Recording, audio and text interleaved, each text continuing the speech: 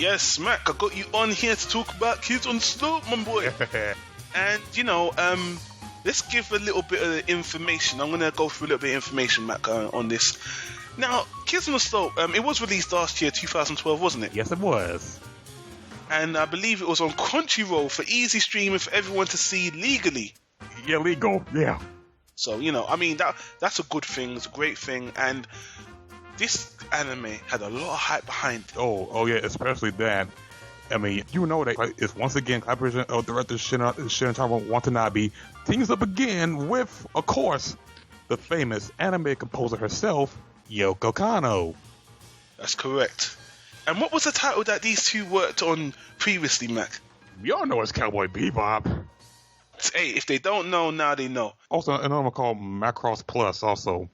Yeah, Macross Plus. Macross is a big franchise that people loved as well. Yeah, I kind of forgot about that.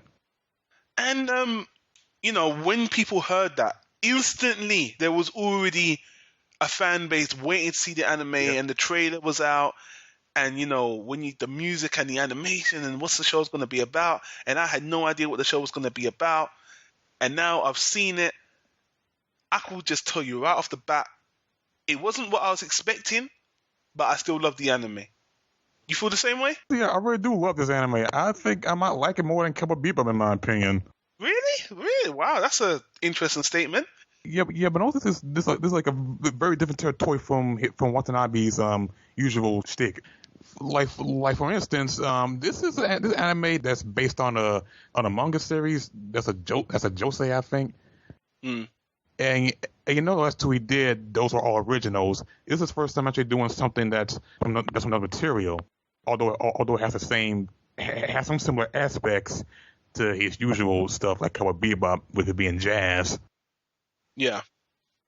All right. Well, I'll tell you what. I'm going to read out the general synopsis for the people who don't know. We're not really going to get into spoilers. It's a short anime anyway. It's only 13 episodes, I believe. Actually, it's 12. Oh, it's 12. Cool.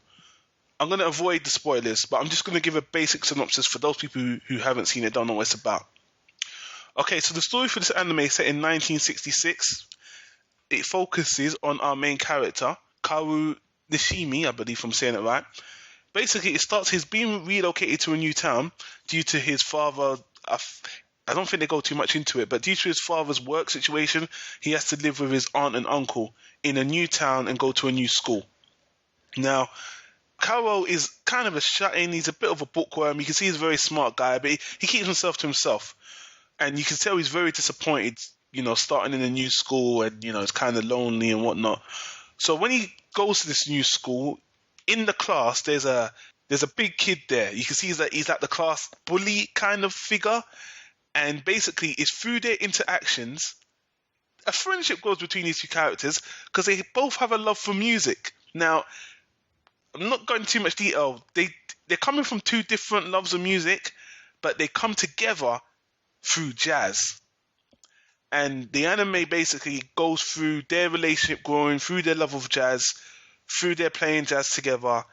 And that's what they basically meeting different characters, jazz, friendship, and it's a kind of a coming-to-age story of teenage love and music, and it's infused with so many little things. It's just a beautiful musical journey about two boys with their love of music, going through love and all these other little good things. The good things in life, Something that us men can relate to. Isn't that right, Mac? Yes, we can. Right, man. So first of all, you know how we do this, Mac. We're going to go through this categorically and comment on what we feel about the different aspects of the anime. All right. And first, we're going to start with the animation, which apparently was done by Studio Mappa and Tezuka Productions. Yeah, Mappa is a brand new studio. I think it's a very brand new studio, founded by the same guy who founded Madhouse. Okay. So yeah. I can only see the Madhouse inspiration on there, because when I found about the animation, it actually felt kind of fresh and crisp to me. Although it is, it's not very exciting. It's not very exciting out there. It's just it's very quiet and kind of subtle, at the times. Yeah, I agree. It's not, this isn't an action-based anime. It's just I like the character designs. Everything is kind Yeah, of it's like Japan, kind of normal Japan, not the yeah. not the one that we're used to a lot of times. Well, yeah, it is set in 1966, so things are pretty toned down.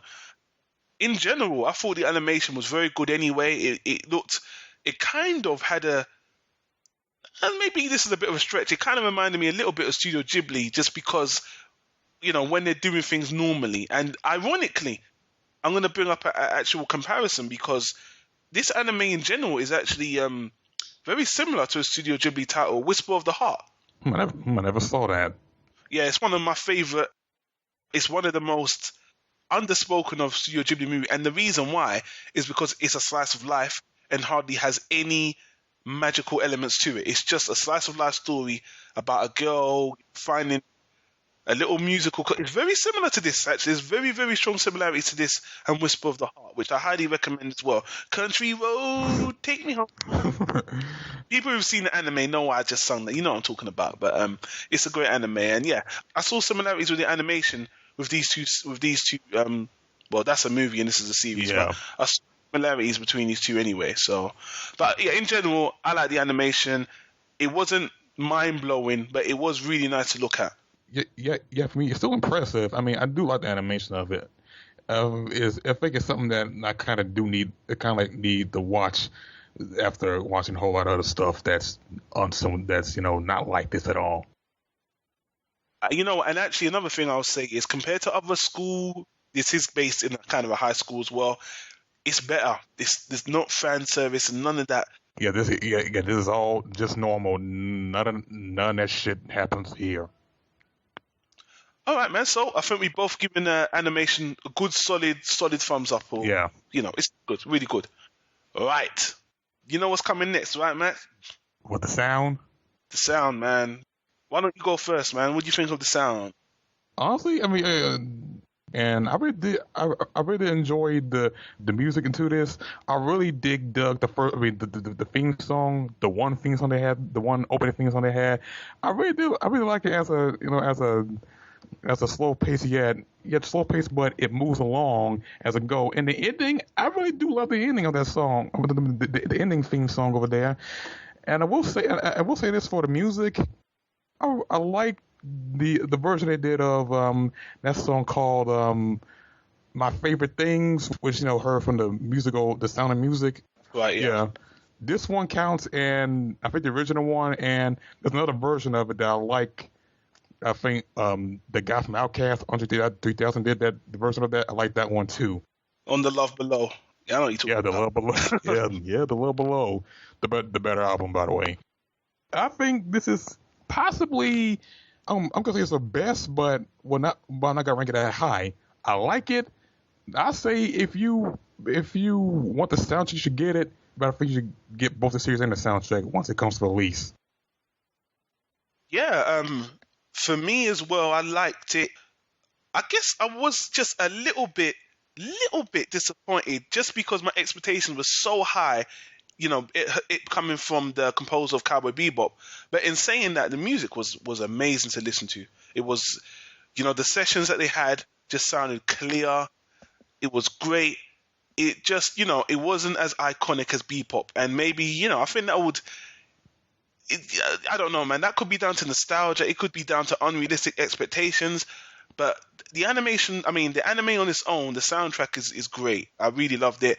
Maybe for me, I just wish the anime is short, and I wish it was longer, so I could have enjoyed watching a long series about music, because there isn't a lot of shows that deal with music like this. And Yeah. I just wish I got more of it. But what I did here, I really liked, and I don't think the composer did a bad job. I guess I was just expecting some mind-blowing, iconic music. Maybe my expectations were unrealistic, but in general, I really did like the music anyway. And obviously, we've all watched it on Crunchyroll, because there isn't an English dub at the moment. There will be one, which is good news. Unfortunately, the one who got in Sentai Filmworks. And yeah, they do okay dubs, but some dubs they kind of do horrible. But I'm still kind of optimistic about how they're gonna turn it out. It's gonna be released in May, as I read. Is that May 2013? Yeah, May 2013, this year. Okay. Yeah, and I don't have high hopes for the dub, but I hope it's good. I hope it really it don't suck, depending on who might do the ADR directing the dub. Well, it's a short anime, so watching it in sub wasn't a problem. And Yeah, I mean, yeah. Matter of fact, I watched it in sub twice. you watched it twice. Damn, boy. Yeah, yeah. Once at least, and once. Well, like 3 weeks ago, before this podcast. Okay, that's cool. All right, man. So moving on. Let's talk about the characters, the character development, characterization, and I will say this is probably the best point of this anime for me, and I'll tell you why. Because again, I'm sick of seeing high school anime with high school kids with their high school problems. I don't find teenagers interesting anymore because anime have completely rinsed this concept of seeing teenagers. But the thing with this anime is the characters feel realistic. Yeah. There isn't all that stupidness. Oh, I love you. Yeah, that's the best thing about this show. It's realistic and not like a teen soap. Exactly. And the main character, I don't want to go into detail, but his motivations are realistic. I'm like, yes, this is how a real person would act, unlike these other high school animes where the shonen boys acting like a fucking idiot. This guy act like a real person. Yeah. All the characters felt like real people, and their interactions with each other were good. I loved the characters in this anime. Every single character was great. The characterization was great. The character development was great. I don't need to go into detail. It's just done really well. And it doesn't matter if it's high school anime, to be honest with you, if it's done like this. If the characters are believable, they can be in any setting and they'll be good. Yeah. For me, I rate the characters higher than I even rate the sound because they were believable, they were interesting, I was captivated by them, and it was great. Great characters, great characterization. That's me. Okay, for me, at first I thought it's like the first with Tyro, I thought he would be like this big asshole. I thought, oh no, I'm not gonna like this guy. But then, like as it goes along, I thought, hey, he's actually a cool guy, actually a better guy, actually my favorite character of the show. I mean, and even once going through, I don't want to reveal, I don't want to go too much into spoilers because I'm going in that territory, and I don't want to do that. Mm-hmm. And I will say for the other character, Richiko. She was also good. I liked her. I like how they handled the relationship between those three characters and how they interact through the music and their lives just as well. And that's all I think about that. Cool.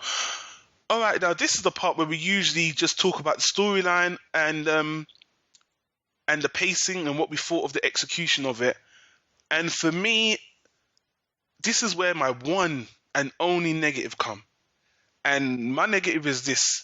The pacing was absolutely great until the last episode. Oh. The very last episode for me, where I felt like they rushed the anime in a sense. The ending, I wasn't satisfied with it because I felt like I wasn't happy the anime was short anyway.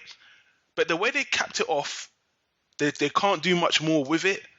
And that disappointed me because, to be honest with you, it was just rushed. I don't want to go into spoilers because I'll have to go into spoilers to further explain what I mean.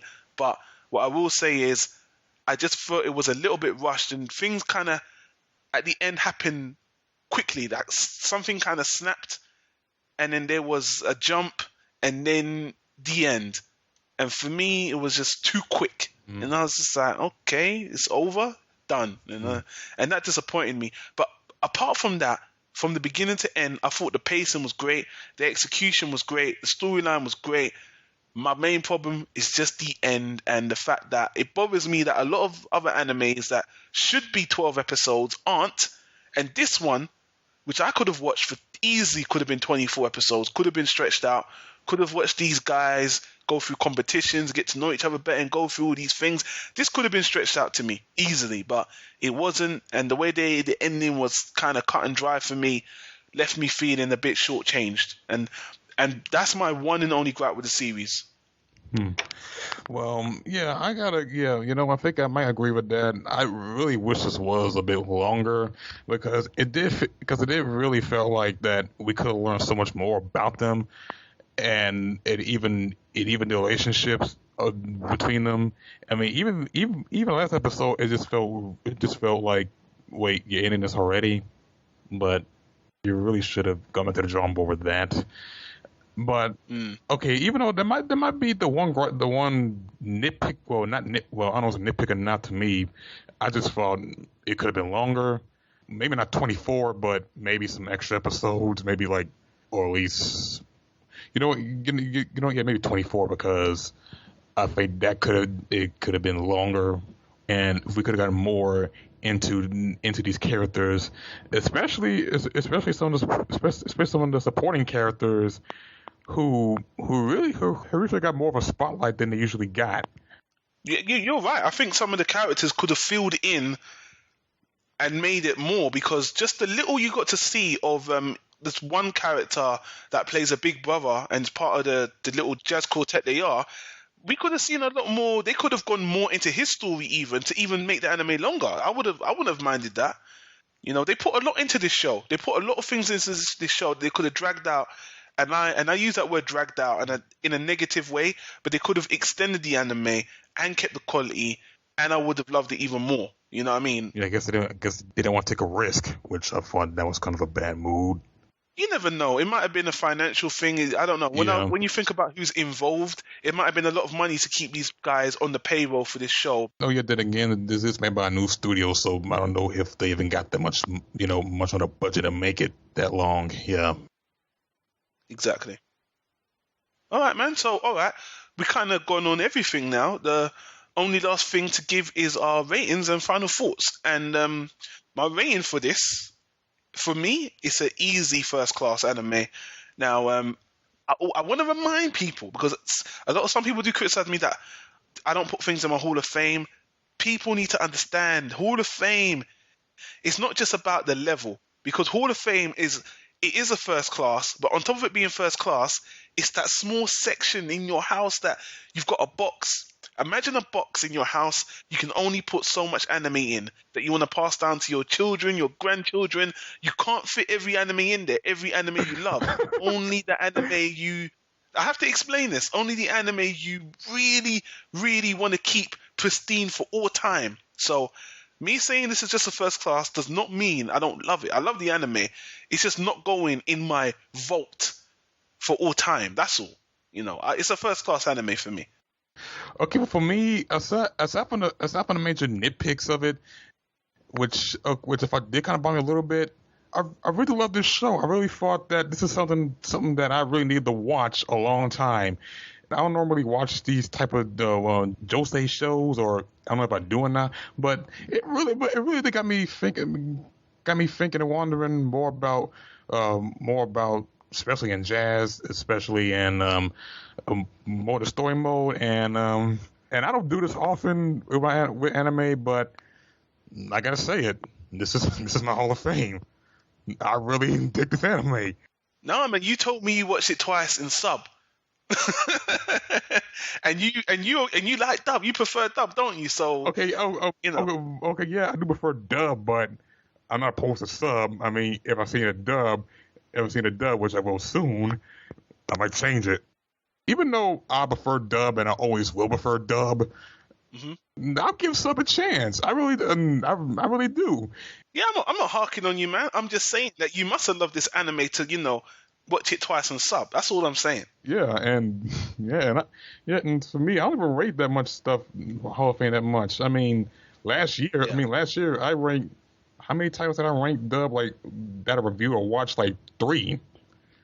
Well, you know what? You won't say criticize me because I didn't put Avatar: The Last Airbender in my Hall of Fame, and the more I think about it, I do want to put that in my Hall of Fame because to me, that anime, not Korra, people, not Korra, the Avatar: The Last Airbender, that series to me, it should be in my Hall of Fame. I do want to put that in my special box, and that's why I just want to clarify for people. They don't seem to understand the difference between our rating system when we have a first class and we have a Hall of Fame, and I just want to be very clear that there is a difference. People have collections, and then they have that special place, that place they hide in their house where, you know, they don't want anyone to touch, anyone to see, they want to pass down.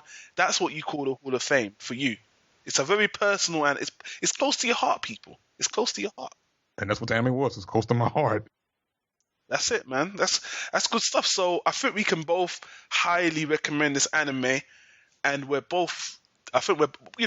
definitely gonna watch this again. If I see this in dub, I will definitely watch this again. And it's my experience with anime. Some of the better titles, no matter what studio's dubbing it in this day and age, they take these titles seriously. As long as Stephen Foster's not involved in this, I'm happy. I don't think I know that voice actor by name. No, he's not a voice actor. He's an ADR director. Oh no. Yeah. You do know that people talk how he kind of fucks up anime, like anime adaptations. By the way, this is the same guy that did the High School of the Dead dub, and Angel Beats, and Ghost Stories. I've only seen High School of the Dead out of those three. I want to watch Angel Beats actually, but well, you're not missing out on much. Well, I'll look into that. And thanks for the heads up. I don't know if people would agree with you. I don't know that guy. Yeah, well, I heard Jason talk about him on her review, and I saw the show myself in dub, and yeah, High School of the Dead is kind of, well, stupid, but it's not stupid to make me rage. Is it his fault though, as an ADR, or is it because he's just a dubber? He didn't create the anime, so can you blame him per se? Well, no, well, I don't know, not really that much, but well, that's as far as I know about him. Oh, that's another debate, Mac. Let's leave that for another. Yeah, let's leave it for another time of the day. Yeah, but man, that's it, man. A highly rated anime. Ultimately, I think it did itself well, and me and Mac are giving it that solid stamp of approval. Yep. So people need to check it out. Yes, you should watch it.